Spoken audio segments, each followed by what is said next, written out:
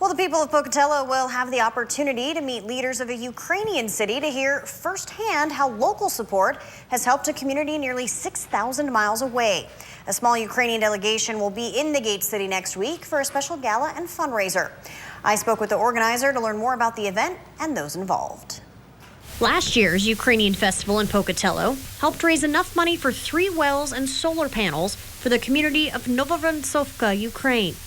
This past summer, Elena Kontor, who organized the fundraiser, and many others before it, was able to travel to Novovernsovka to see the fruits of her labor. I'm still astonished at what happened. Just a simple city event that I was planning a year ago, I had no idea what results it would bring.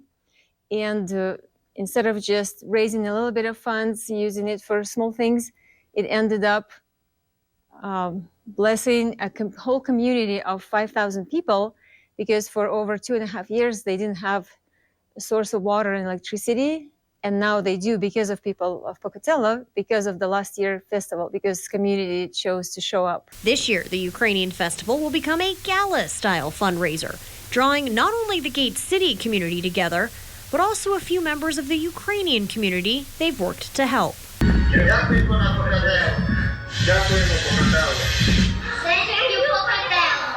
That includes the mayor of Novovernsovka, Andriy Salitsky, who is coming to personally say thank you to the citizens of Pocatello. Our community has proven that compassion doesn't have to stay abstract or symbolic. They showed again and again that compassion can look like fixed infrastructure, and it can look like a reliable source of electricity or water. And we made such a huge impact that I never, ever expected. And this is the reason why the mayor is coming, because he wants to say thank you to our community in person. And just that alone tells you what a huge impact Pocatello had on their community.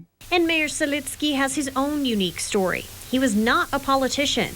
He was a young father, a former tour guide, and a history teacher, until Russia invaded and occupied the Kherson region for 7 months. It's dangerous to be on the occupied territory because people are tortured and killed.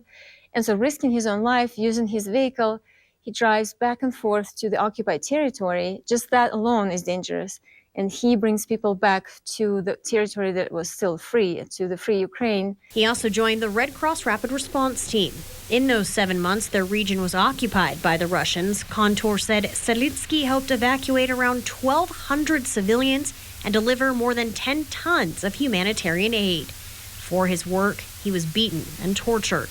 But he was also honored by his people. When that area became liberated, people said, "This is our mayor. This is who we want to lead us."